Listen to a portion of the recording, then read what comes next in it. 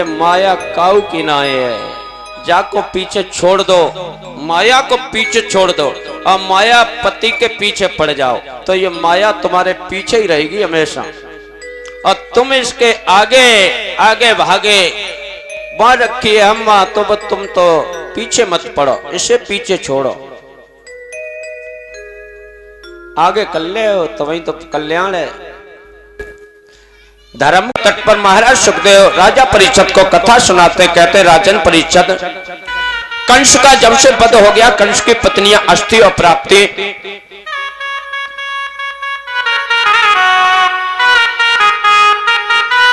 दोनों मन में विचार करती हैं कि जब मेरा पति नहीं रहा, मेरा श्रृंगार उजड़ गया, मेरा सुहाग चला गया, अब मुझे इस घर में क्या करना है। ठीक लाओ गिरीश भैया।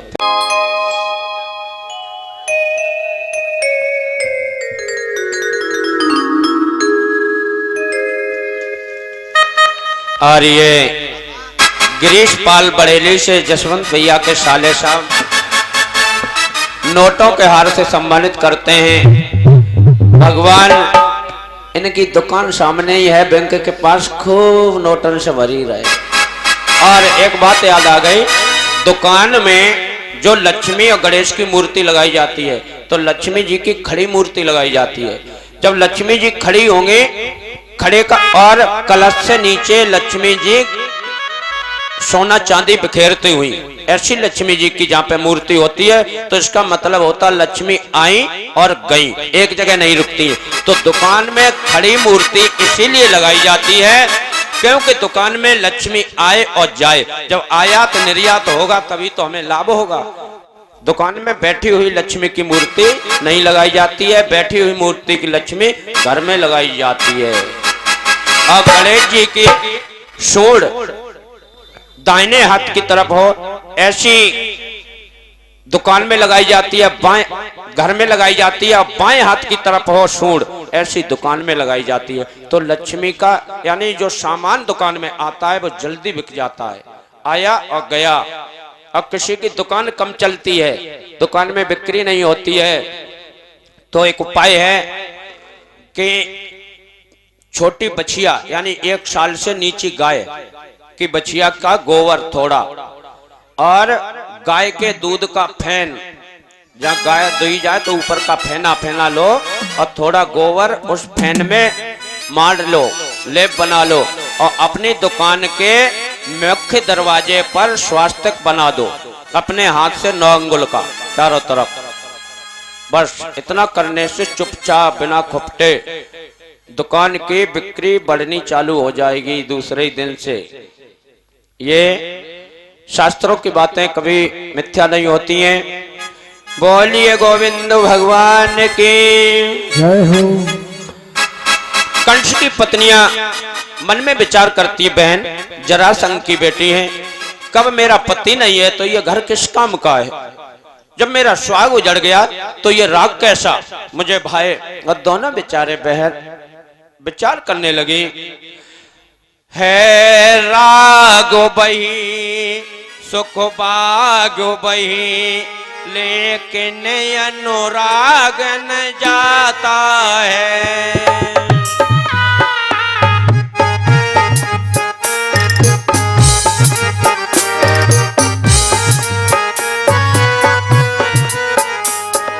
रागो बही बैरागो बही लेकिन अनुराग न जाता है। पति का पतवार न रहने से मन का माझी घबराता है।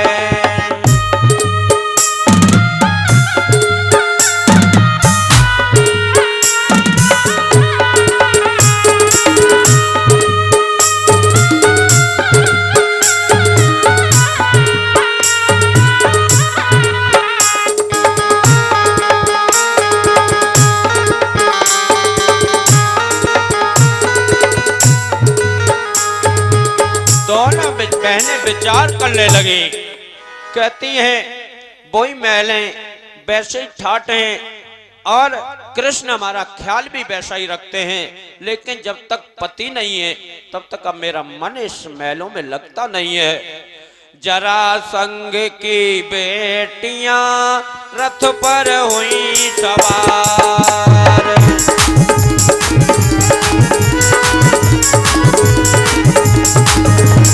जरासंध की बेटियां रथ पर हुई सवार, पहुंच पिता के सामने करने लगी पुकार।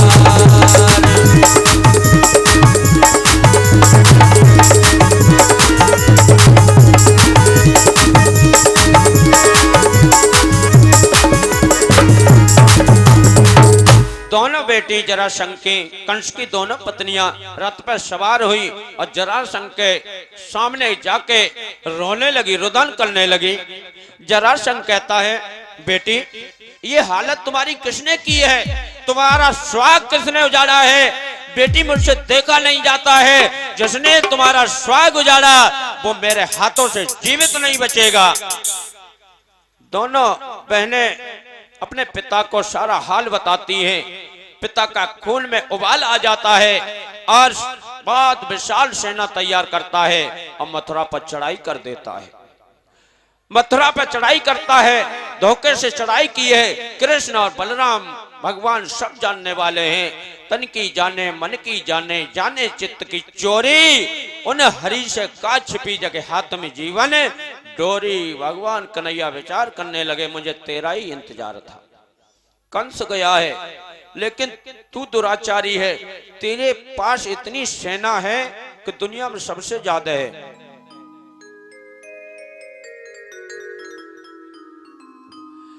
दुनिया में सबसे ज्यादा है, लेकिन सैनिक भी अन्यायी हैं, अत्याचारी हैं और मुझे सबका उद्धार करना है। इस पृथ्वी को पाप से बिल्कुल मुक्त करना है। भगवान कन्हैया ने, दाऊ भैया ने बात की है और दोनों भाई लड़ाई के लिए तैयार होते हैं। हल धरने हल मूसल लेकर, मूसला धार सी बरसाई, जिस ओर झुके दोनों भाई काई सी फटी नजर आई।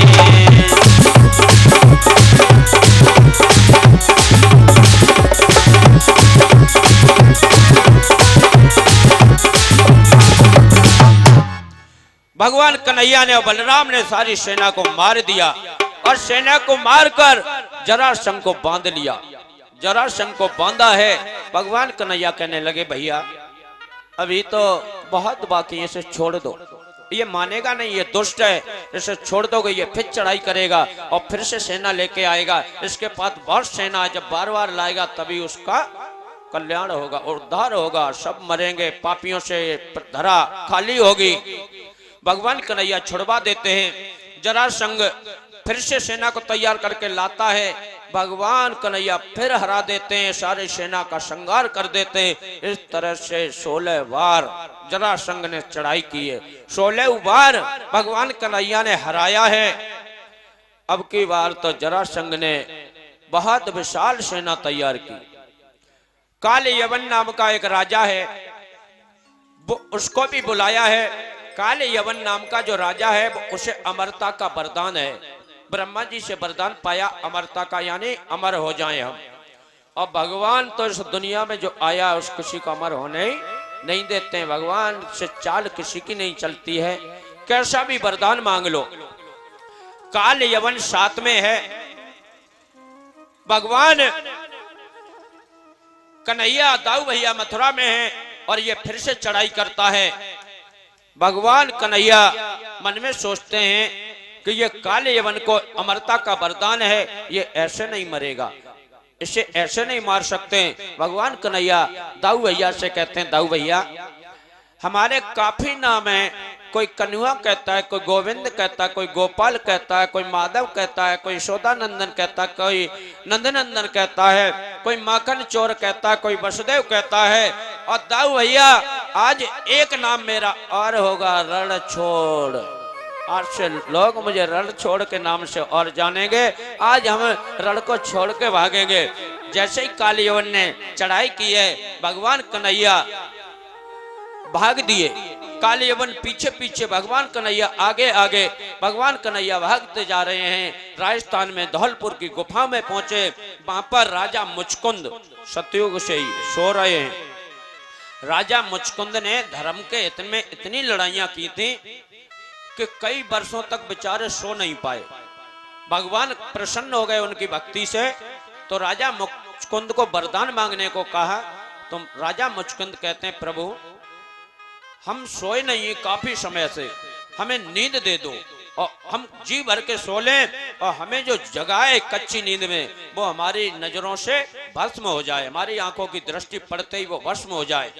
भगवान कन्हैया कहते हैं मुचकुंद की भी नींद खुल जाएगी और काली यवन भी भस्म हो जाएगा, क्योंकि इसे अमरता का वरदान है और उनको ये वरदान है कि जिस पर दृष्टि पड़ेगी वो भस्म हो जाएगा। भगवान कन्हैया उसी गुफा में प्रवेश करते हैं और जहां पर मुचकुंद लेटे हैं, मुचकुंद के ऊपर अपना पीतंबर डाल देते हैं, खुद छुप जाते हैं। जैसे ही काली यवन आया, काली यवन ने सोचा अरे डरपोक सो गया, सोने का बहाना बनाए, पहले ही हार मान लेता तो हम तुझे माफ कर देते। और जैसे ही पीतंबर को झटका, अरे ओ कन्हैया, अरे ओ हरामी, जैसे ही अब शब्द का पीतंबर में झटका मारा, मुचकुंद की नींद खुल गई और नींद खुलते ही दृष्टि उसके ऊपर पड़ी, जल के राख हो गया। बोलिए गोविंद भगवान की जय हो। भगवान कन्हैया मुचकुंद से कहते हैं कि हमें भी तुम्हारी नींद को खुलाना था और इसको भी भस्म करना था, क्योंकि अमरता का वरदान था। और अब ये द्वापर भी खत्म होने वाला है, तुम सतयुग के सो रहे हो, अब बाकी का समय भगवान के भजन में लगाओ और परम गति को प्राप्त करो। भगवान से वरदान भक्ति का पाया है।